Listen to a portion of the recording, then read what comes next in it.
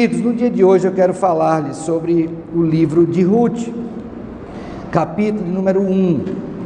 Esse texto, eu concluí a exposição dele na igreja no domingo passado, e foi um livro que trouxe muita edificação para a igreja, e eu queria compartilhar com os irmãos nessa manhã desse texto também. Eu vou fazer a leitura do capítulo 1, todavia vou apresentar 1 a 5. Ruth, capítulo 1, lerei todo o capítulo, mas irei me deter nos versos número 1 a 5. Abriram a Bíblia? Quando o tempo estiver por encerrar, me dê um aviso para que eu possa me orientar aqui, por favor. É em média o quê? 50 minutos? 1 hora? Ok. Diz assim: nos dias em que julgavam os juízes, houve fome na terra, e um homem de Belém de Judá saiu a habitar na terra de Moabe com sua mulher e seus 2 filhos. Este homem se chamava Elimeleque e sua mulher Noemi. Os filhos se chamavam Malom e Quilion, efrateus de Belém de Judá. Vieram à terra de Moabe e ficaram ali.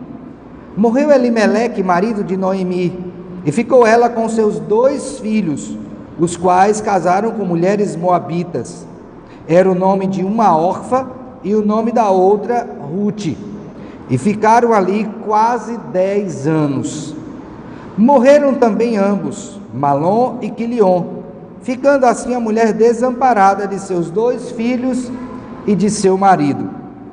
Então se dispôs ela com as suas noras e voltou da terra de Moabe, porquanto nesta ouviu que o Senhor se lembrara do seu povo, dando-lhe pão. Saiu, pois, ela com suas 2 noras do lugar onde estivera, e indo elas caminhando de volta para a terra de Judá, disse-lhes Noemi: ide, voltai cada uma para a casa de sua mãe, e o Senhor use convosco de benevolência, como vós usastes com os que morreram e comigo. O Senhor vos dê que sejais felizes, cada uma em casa de seu marido. E beijou-as. Elas, porém, choraram em alta voz e lhe disseram: não, iremos contigo ao teu povo. Porém Noemi disse: voltai, minhas filhas, por que irias comigo? Tenho eu ainda no ventre filhos, para que vos sejam por maridos? Tornai, filhas minhas, ide-vos embora, porque sou velha demais para ter marido. Ainda que eu dissesse, tenho esperança, ou ainda que esta noite tivesse marido e houvesse filhos, esperá-los-íeis até que viessem a ser grandes? Abster-vos-íeis de tomardes marido? Não, filhas minhas, porque por vossa causa a mim se me amarga o teu Senhor, descarregado contra mim a sua mão. Então, de novo, choraram em alta voz. Orfa, com um beijo, se despediu de sua sogra, porém Ruth se apegou a ela. Disse Noemi: eis que tua cunhada voltou ao teu povo e aos teus deuses. Também tu volta após a tua cunhada. Disse, porém, Ruth: não me instes para que te deixe e me obrigue a não seguir-te, porque aonde quer que fores, irei eu, e onde quer que pousares, ali pousarei eu. O teu povo é o meu povo, o teu Deus é o meu Deus. Onde quer que morreres, morrerei eu, e aí serei sepultada. Faça-me o Senhor que bem lhe aprouver, se outra coisa que não seja a morte me separar de ti. Vendo, pois, Noemi que de todo estava resolvida a acompanhá-la, deixou de insistir com ela. Então ambas se foram, até que chegaram a Belém. Sucedeu que ao chegarem ali, toda a cidade se comoveu por causa delas. E as mulheres diziam: não é esta Noemi? Porém ela lhes dizia: não me chameis Noemi, chamai-me Mara, porque grande amargura me tem dado o Todo-Poderoso. Ditosa eu parti, porém o Senhor me fez voltar pobre. Por que, pois, me chamareis Noemi, visto que o Senhor se manifestou contra mim e o Todo-Poderoso me tem afligido? Assim, voltou Noemi da terra de Moabe com Ruth, sua nora moabita.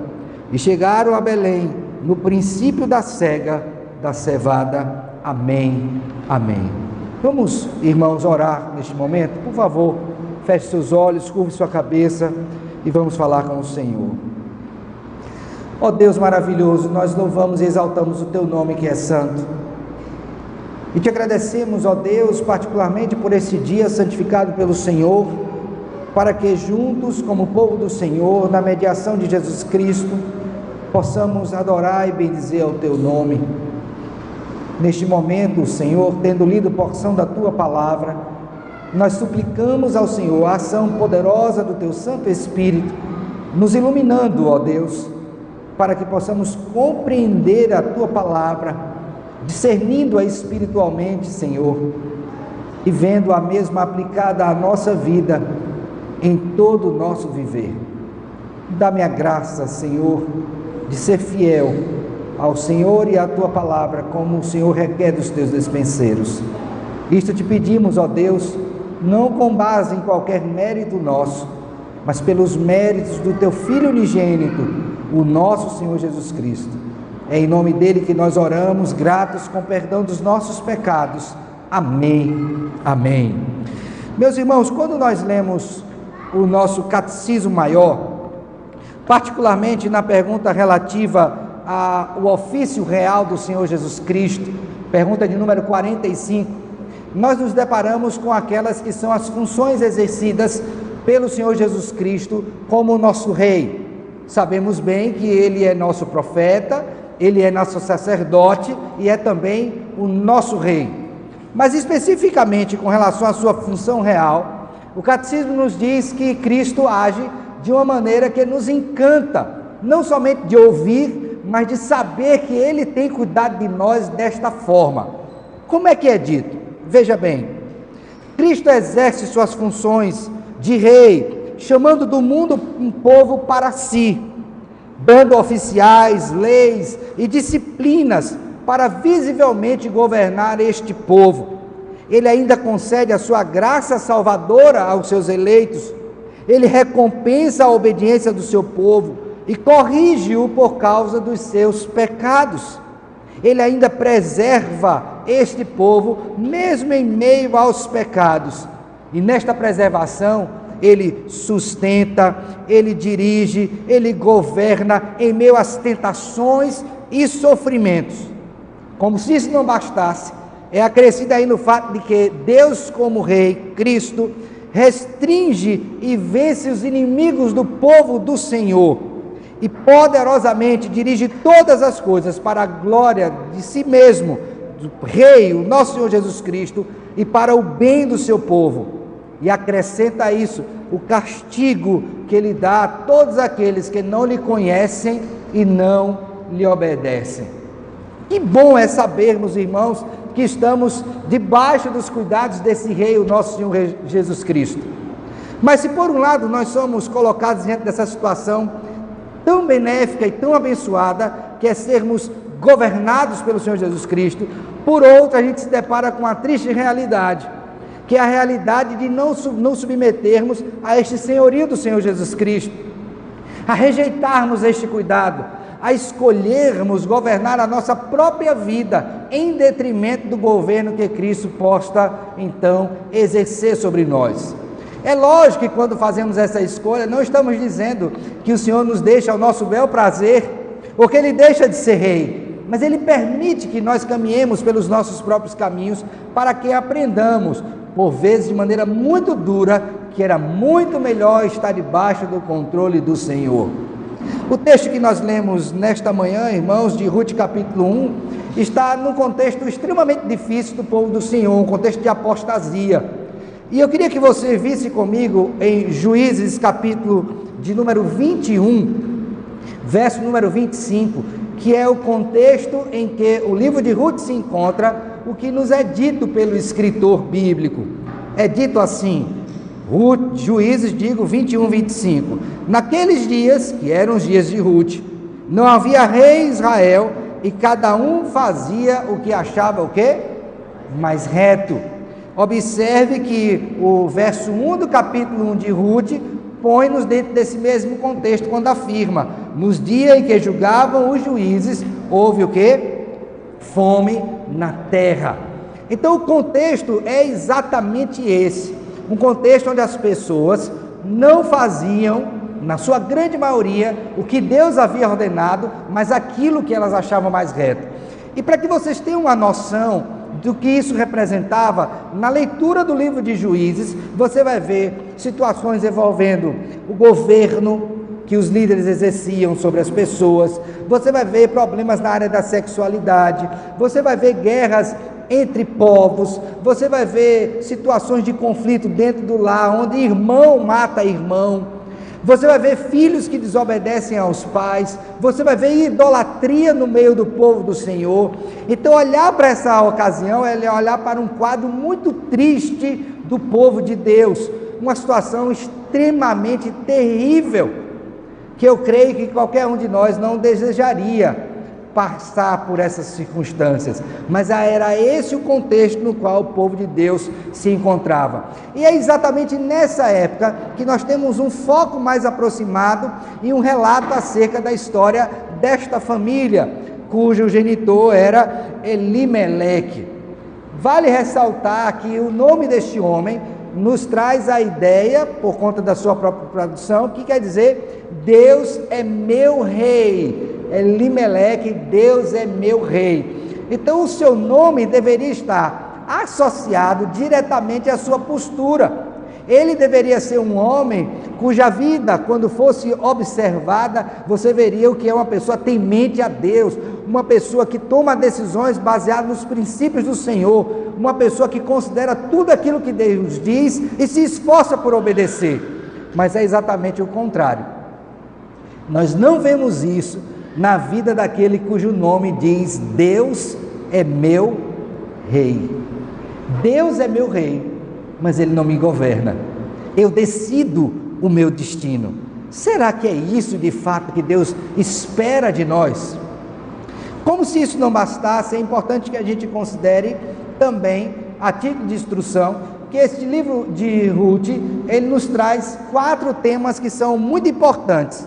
O primeiro deles, que está logo no capítulo 1, vai falar-nos sobre o custo da desobediência. Observe, irmãos, que o livro começa falando que havia fome em Belém, fome, falta de pão na casa do pão, e esse homem decide sair. A expectativa dele é que ele saísse e que tivesse fruto positivo para sua família, mas não é isso que nós vemos no final do capítulo. Pelo contrário, aquela que era favorecida, Noemi, agora diz: não me chame de favorecida, me chame de Mara, porque Deus, o Todo-Poderoso, tem pesado a sua mão sobre mim, eu tenho sofrido. Então, ao invés de ser uma provisão abençoada para a família, a decisão daquele homem foi uma decisão extremamente errada, e ele passa a experimentar o custo dessa desobediência. Mas há uma outra questão posta nesse livro que é importante, que é perceber a soberania de Deus na vida do seu povo, guiando detalhes aparentemente imperceptíveis, mas que estão debaixo do controle do Senhor. Por favor, veja comigo, no capítulo de número 2, observe comigo, a partir do verso 1, veja a providência de Deus neste capítulo. Tinha Noemi um parente de seu marido, o senhor de muitos bens, da família de Elimeleque, o qual se chamava Boaz. Ruth, a moabita, disse a Noemi: deixa-me ir ao campo e apanharei espigas atrás daquele que me favorecer. Ela lhe disse: vai, minha filha. Ela se foi e chegou ao campo e apanhava após os segadores. Agora veja a providência de Deus. Por casualidade, entrou na parte que pertencia a Boaz, o qual era da família de quem? De Elimeleque. Então observe, a providência de Deus está aqui, porque não é uma questão de acaso, mas de direção providencial do Senhor. Então um tema que é marcante, além do custo da desobediência, é exatamente a soberania de Deus em todo o livro manifestada. A outra coisa importante nesse livro se dá a partir do capítulo 1, que é uma vida de fidelidade. Você vai ver na leitura desse livro que vale a pena ser fiel ao Senhor.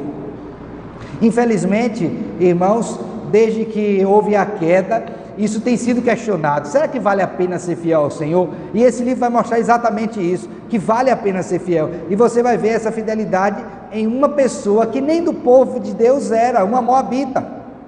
Somado a esse exemplo, você vai ter o exemplo de Boaz, um homem também fiel ao Senhor.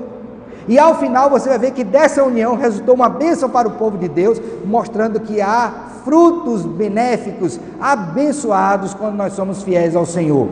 E o último grande tema que nós vemos nesse livro é o tema da redenção. Você vai ver uma família que estava na tragédia, sendo resgatada pelo Senhor, através do resgatador que era Boaz, e essa redenção, ela se espalha por todos aqueles aos quais Deus, em sua soberania, elegeu desde os tempos eternos. Então, esses 4 temas estão bem visíveis neste livro. Mas o nosso foco nesta manhã é exatamente trabalhar os versos de número 1 a 5 do capítulo 1. E eu quero trazer à sua memória mais uma vez o nome de Elimeleque. Deus é o quê? Meu rei. Mas o que nós vemos é que Deus é meu rei, mas Ele não me governa. Diante disso, eu quero expor aos irmãos 3 aspectos que eu julgo muito importantes a partir desse texto para a nossa edificação neste dia e nesta manhã. Primeiramente, Deus é meu rei, mas eu não confio nele. Deus é meu rei, mas o quê? Eu não confio nele. Como é que a gente vê isso no texto? Volte seus olhos mais uma vez para o verso número 1. Nos dias em que julgavam os juízes, houve fome na terra, e um homem de Belém de Judá saiu a habitar na terra de Moabe com sua mulher e com seus 2 o quê? Filhos. Quando você lê esse texto à primeira vista, a impressão que você tem é: mas se eu fosse o chefe da família, eu teria feito o quê? A mesma coisa. Eu não ia deixar minha família padecer. Eu ia procurar um lugar onde tivesse o quê? Pão. Eu tenho uma mulher, eu tenho 2 filhos, trazendo para os nossos dias hoje, não é? Eu tenho um monte de conta para pagar, é prestação da casa, é prestação do carro, é colégio. Como que eu vou ficar num local onde não tem provisão para minha família? Então eu creio que essa seria a leitura mais imediata desse texto. Ele agiu acertadamente.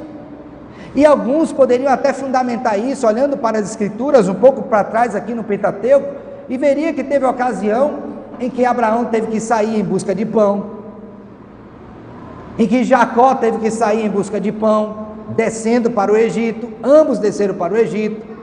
Então você teria até argumento bíblico para fundamentar, mas eu queria que você observasse que essa seria uma postura ou uma avaliação precipitada, porque antes de dizer acerca da postura desse homem, é nos dito o contexto.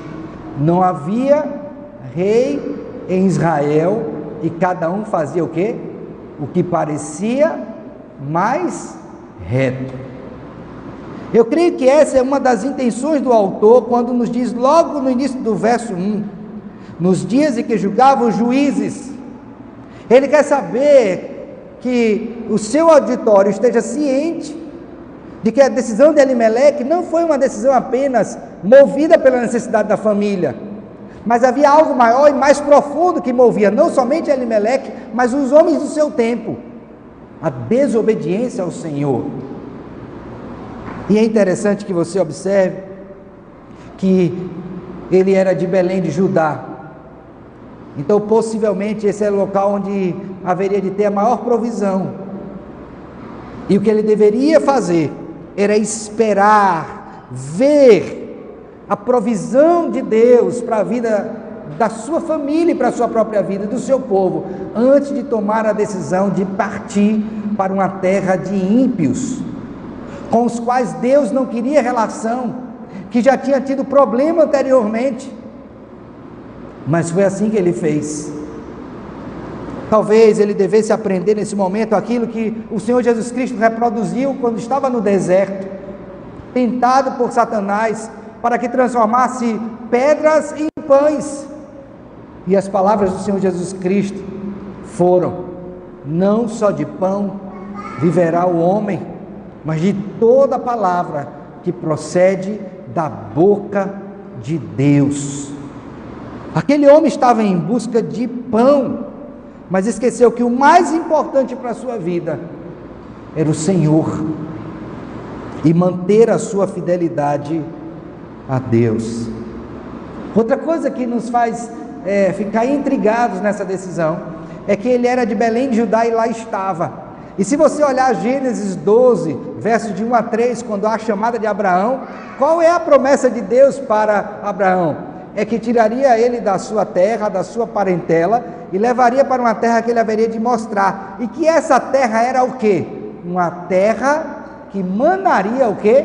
Leite e mel. Veja que o questionamento de Elimeleque não foi: Senhor, por que está faltando pão?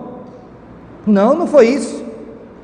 O que ele fez foi pensar na estratégia para tirar a família dele dali. Ao invés de questionar-se e descobrir de maneira muito clara, irmãos, que a terra estava daquela forma por causa de desobediência. E seria esta, como estava sendo, uma das punições do Senhor para com aquele povo que vivia em rebeldia. Se não é assim, vejamos. Abra sua Bíblia em Deuteronômio capítulo 28, por favor. Veja bem o que nos é dito.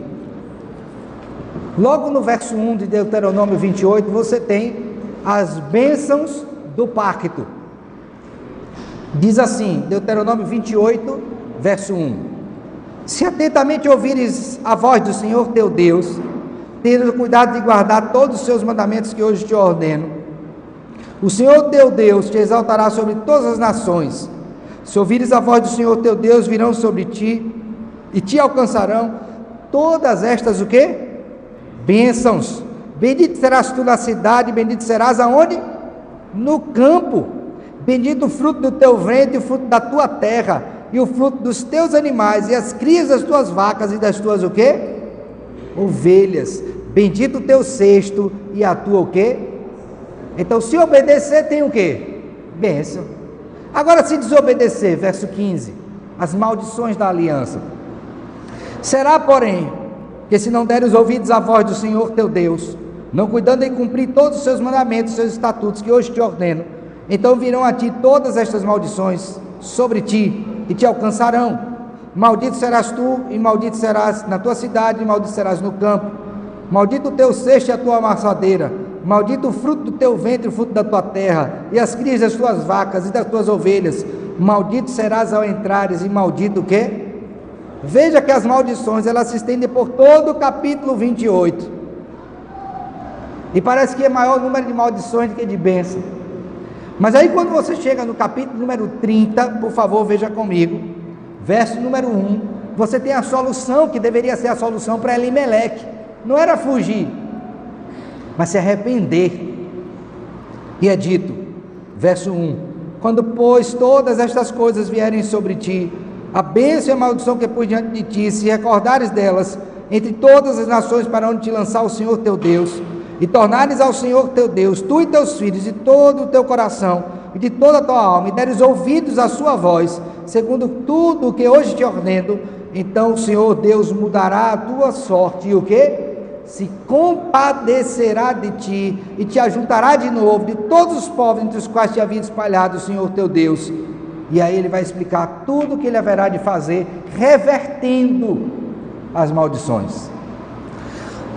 Deus é meu rei, mas eu não quero que ele me governe. Eu prefiro tomar as minhas próprias o quê? Decisões. Meus irmãos, nós somos chamados não somente a crer em Jesus Cristo, mas a obedecê-lo. Isso quer dizer que nós aceitamos que Ele reine sobre nós. E cada decisão que nós fôssemos tomar na nossa vida, por mais simples que elas sejam, deveriam ser norteadas pela orientação do Rei que está na sua palavra. Às vezes eu converso com alguns irmãos da igreja e, por razões de trabalho, eles dizem, tem que se mudar. E eu faço uma série de perguntas para ele, eu acho que isso é comum aos pastores. Onde vai morar, colégio de filhos, como que será o trabalho, o contexto. Mas eu guardo uma pergunta para o último lugar. O local onde você vai, como é ele para os cristãos? Você tem irmãos lá da fé? Você tem uma igreja fiel onde você possa congregar? Você tem a possibilidade de servir a Deus lá, entre os crentes? E para minha tristeza, muitas vezes, eu não ouço a resposta positiva. Porque a motivação desta mudança, muitas vezes, é buscando uma melhor qualidade de vida, sem considerar que a qualidade de vida passa primeiramente pelo seu estado espiritual, e não financeiro, ou até mesmo físico. Meu querido irmão, minha irmã, jovem, criança que está aqui, lembre bem disso. Se Deus é seu rei, se Cristo é seu rei, todos os atos da nossa vida precisam ser orientados por Ele. Se fizermos diferente disto, estaremos dando uma prova contundente, clara, de que eu não quero me submeter ao seu governo. Foi isso que Elimeleque fez, e é isso que nós não devemos fazer. Se trouxesse à memória o nosso Senhor Jesus Cristo, o Rei, o exemplo que o próprio Rei deu. Duas são as porções. É nos dito que ele aprendeu a obediência pelas coisas que sofreu. O escritor aos Hebreus diz isso. E ele mesmo falando diz que a minha comida e a minha bebida é fazer o quê? A vontade do meu Pai. O Rei disse isso. E nós, o que dizemos? E nós, o que fazemos? Deus é meu Rei. E eu preciso entender que é uma necessidade para a minha vida ser governado por Ele. Porque se eu for deixado, se nós formos deixados ao nosso bel prazer, triste será o nosso fim. Mas há uma segunda coisa nesse texto. Deus é meu Rei, mas Ele não me governa. Olha só. Primeiramente, Deus é meu Rei, mas eu não confio nele. Eu quero dar minha provisão. Segundo, Deus é meu Rei, mas Ele não me o quê? Governa. Observe, irmãos, que nessa esteira, que estava Elimeleque, ele não somente demonstrou falta de confiança em Deus, na medida em que resolveu dar a sua própria provisão, mas ele também não permitiu que fosse governado pelo Senhor. Veja o verso de número 2, por favor. Este homem se chamava o quê? Elimeleque, sua mulher Noemi, os filhos se chamavam Malom e Quilion, efrateus de Belém de Judá, e vieram à terra de Moabe e ficaram o quê? Ali. Logicamente que a relação aqui ela é muito estreita entre confiança em Deus e governo do Senhor. Muito estreita. Dificilmente eu serei governado por aquele em quem eu não confio.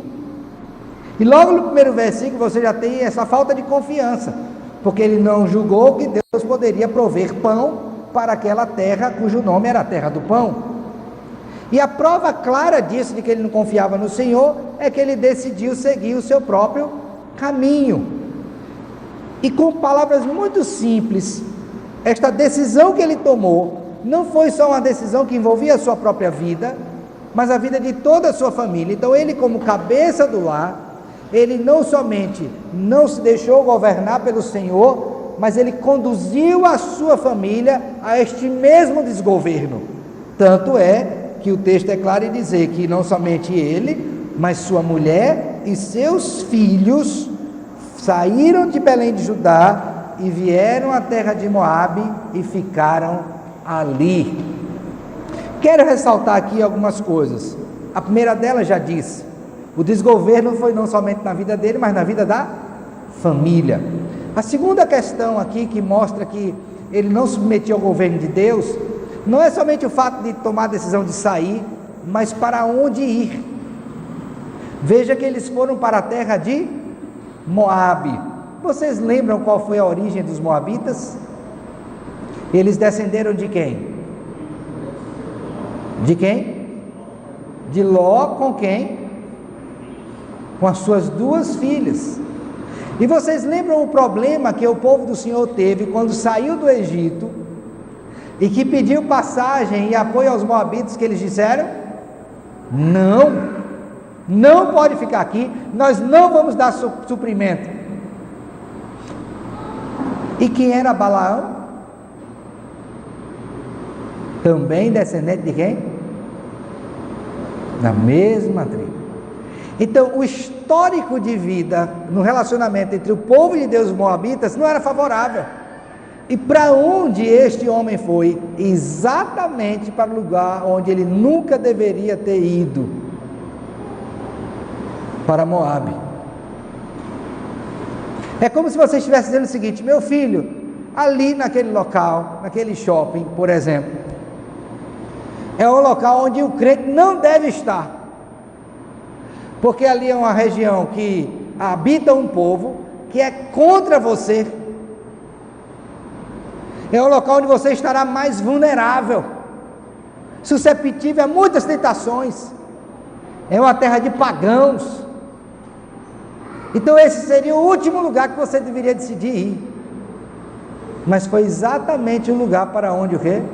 Elimeleque foi, e não somente sozinho, mas levou a sua esposa e quem mais? Os seus 2 filhos. Estão vendo isso aqui?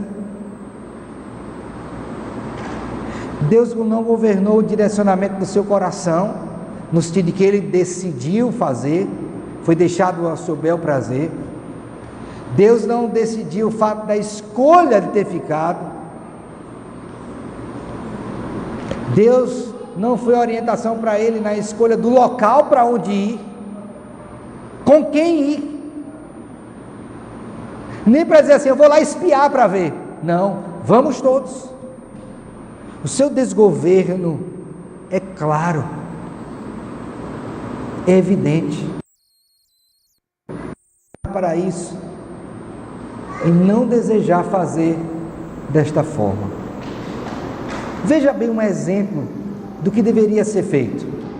Abra sua Bíblia, por favor, em Atos capítulo 16. Livro de Atos, capítulo de número 16.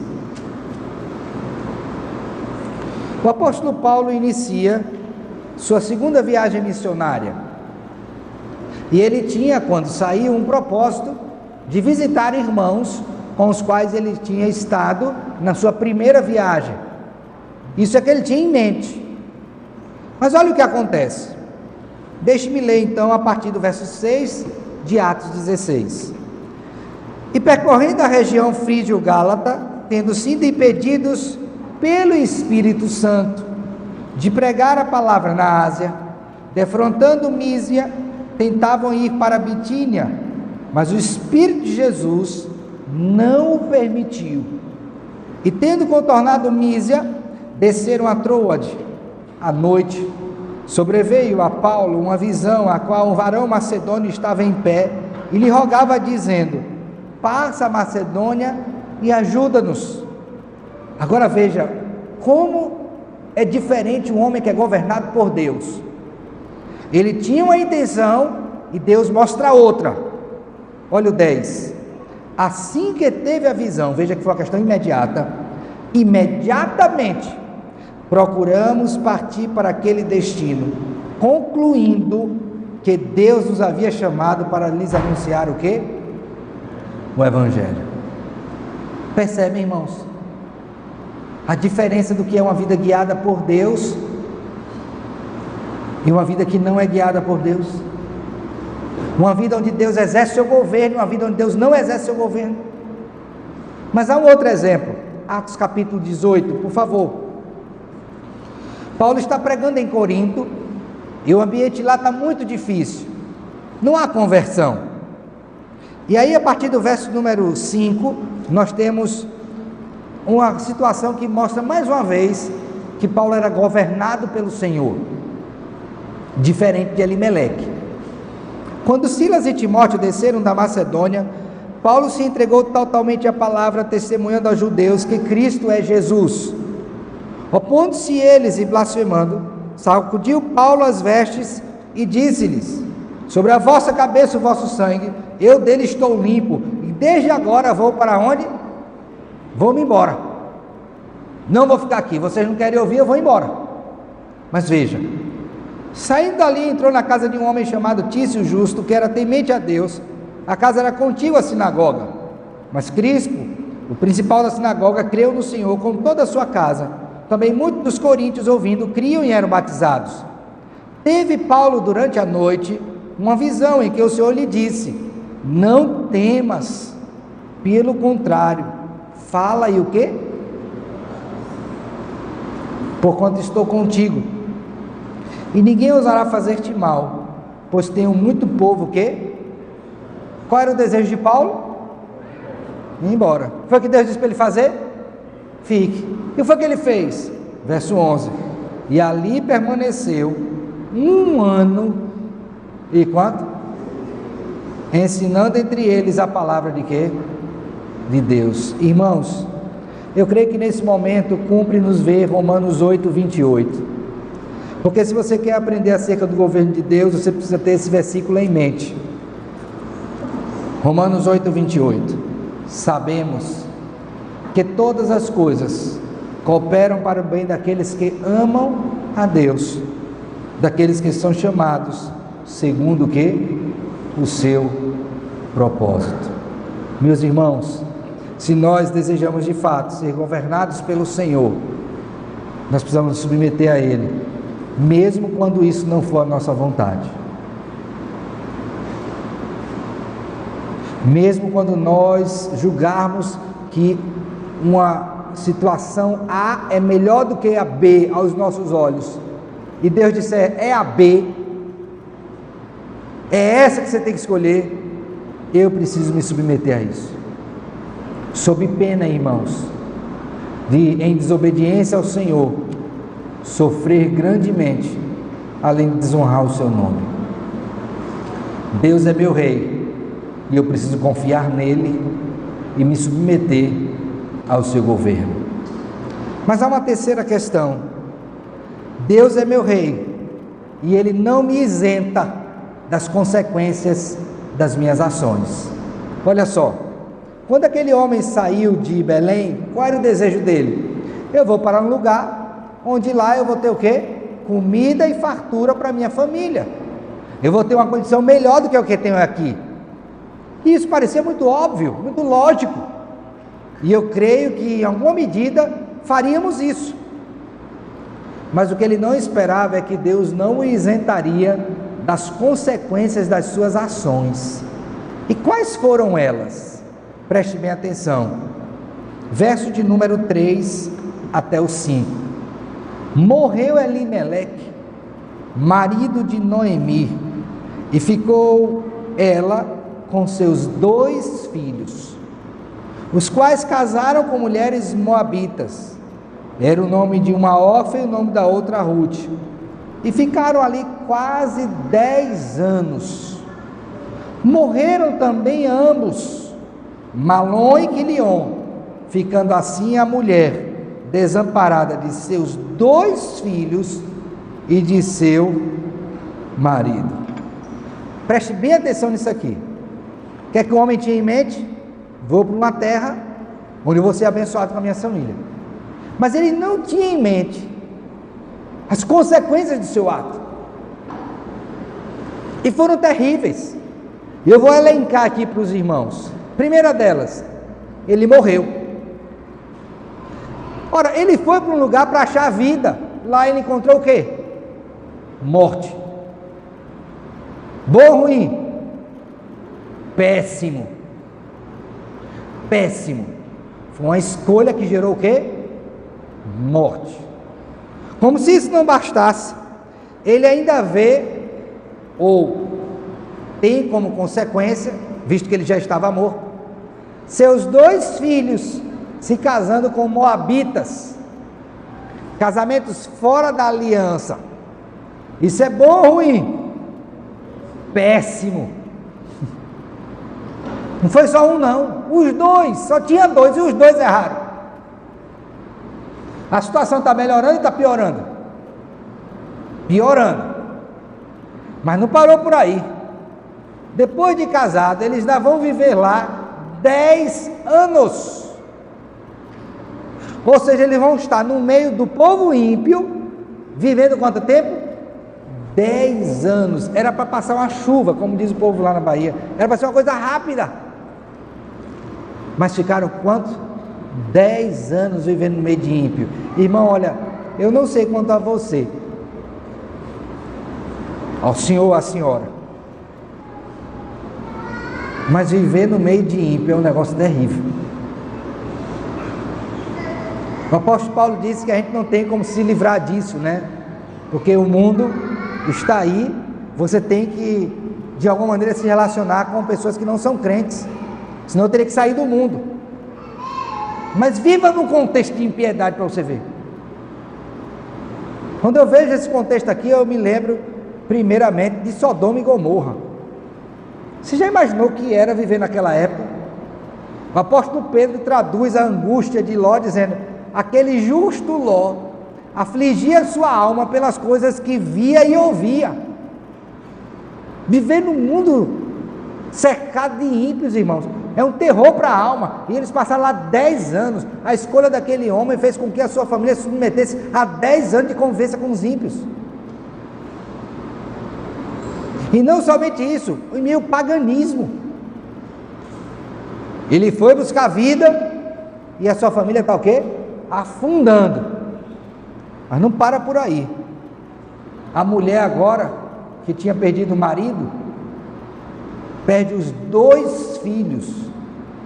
E agora, ao invés de uma viúva, você tem 3 dentro da mesma casa. E não tem nenhum filho para gerar descendência. Não tinha filhos e não tinha mais filhos da parte da Noemi para gerar descendência. A situação está melhorando ou piorando? Piorando. Morre ele, casa os 2 filhos com ímpio, passam 10 anos no meio do povo pagão, morre os 2 filhos. Mas o que é pior, preste bem atenção, a pobreza da qual ele fugia não resolveu, porque agora Noemi estava duplamente pobre, porque não tinha ninguém para dar provisão à sua casa. O provedor era um homem. Então ele foi para uma terra em busca de pão e encontrou lá o quê? Escassez ainda maior. E para finalizar, eu queria que você lembrasse das palavras de Noemi quando chegou de volta em Belém: não me chame Noemi, eu não sou favorecida, é isso que diz o seu nome. Me chame de Mara, a amargura é grande, eu saí ditosa e voltei pobre.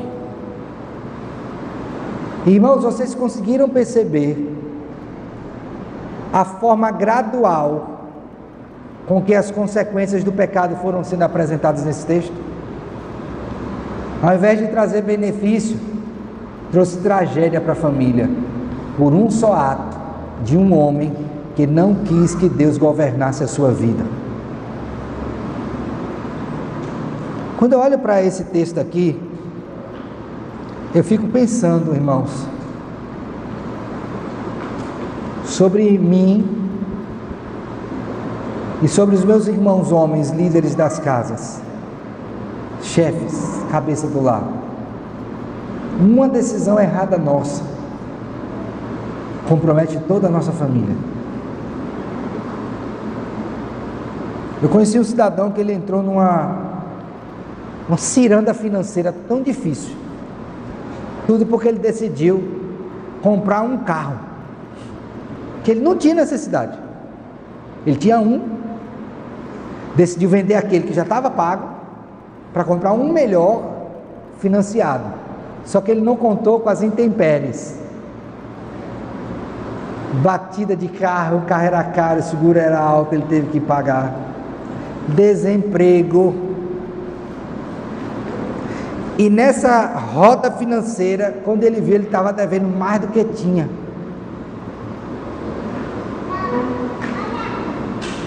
Uma decisão de comprar um carro trouxe para aquela família um transtorno de anos, porque ele escondeu essa situação da família, foi suportando aquilo sozinho como se pudesse dar conta, não pediu ajuda de nenhuma natureza, e quando se descobriu, estava angustiado, sofrendo, a pressão subindo, passava mal e ninguém sabia o que era. E quando foi se descobrir, era esse o problema.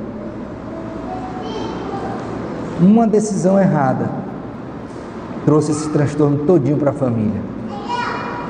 Foi filho tendo que sair de colégio particular para estudar em colégio público, porque ele não tinha condições de pagar. Foi convênio médico sendo cortado porque não tinha condições de pagar. O juro, com medo, juro sobre juro. Imagine aí, a bola de neve. Ele passou cerca de 5 anos para reverter o dano causado por isso. Uma decisão de comprar um carro que ele não precisava comprar, apenas por desejo pessoal. E o que dizer de outras decisões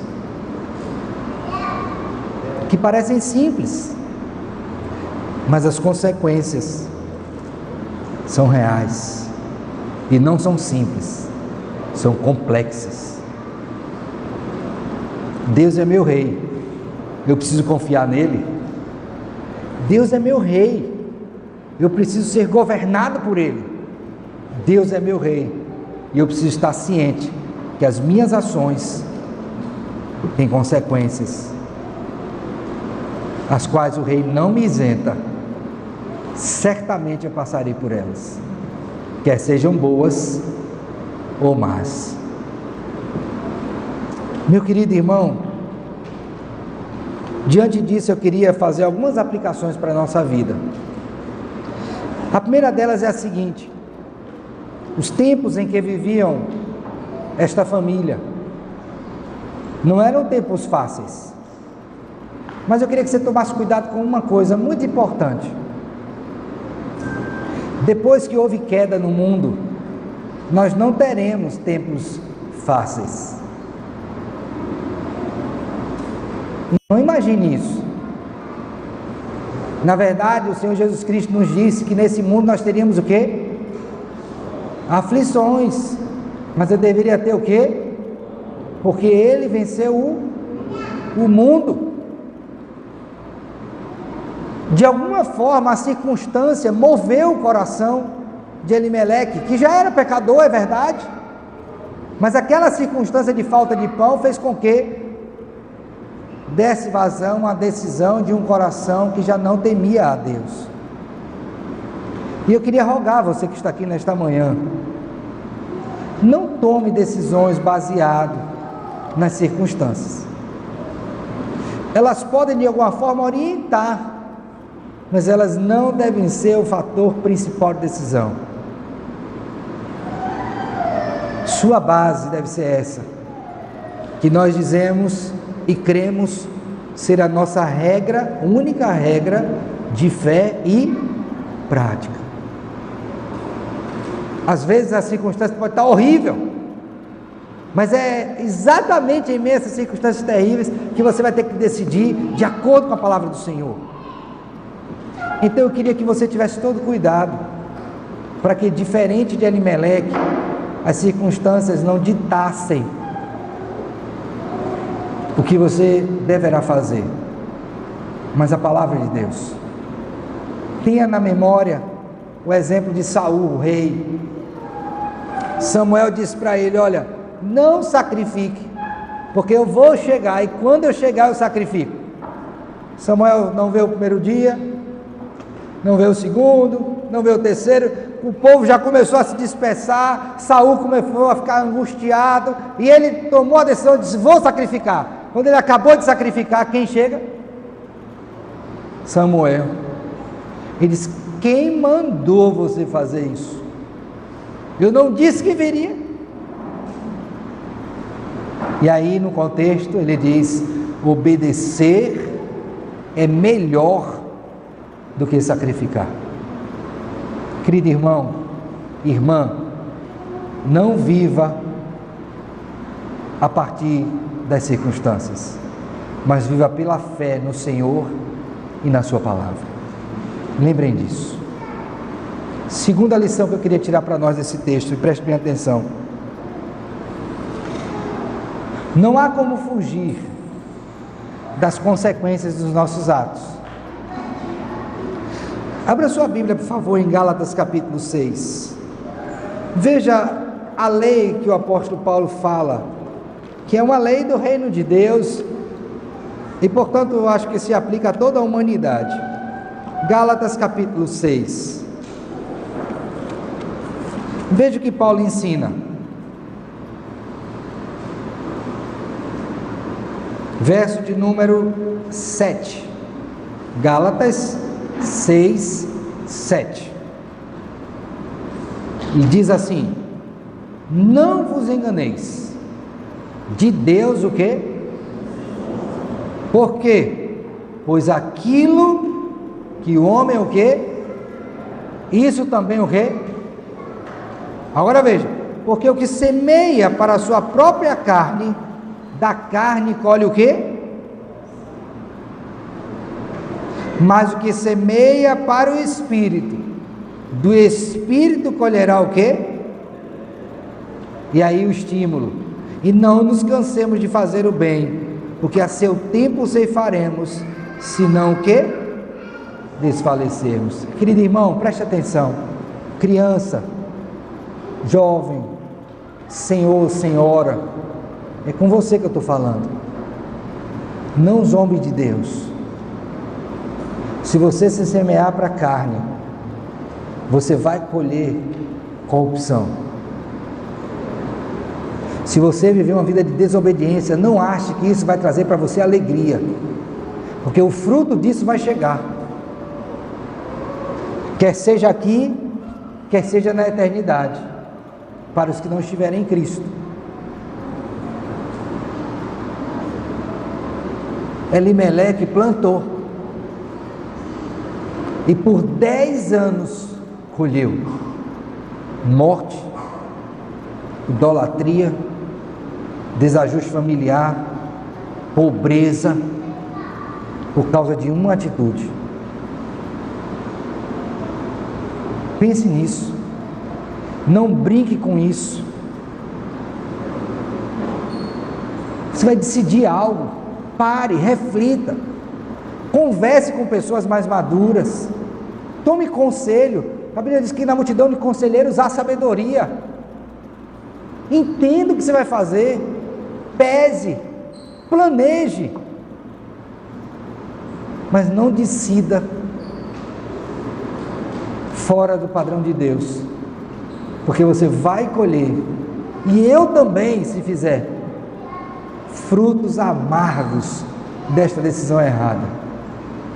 E é tão triste, eu não sei quanto aos irmãos, mas como pastor, eu imagino que seja, para um pai, para uma mãe, olhar para um filho e ver: meu filho, eu sei que você está sofrendo, porque você desobedeceu.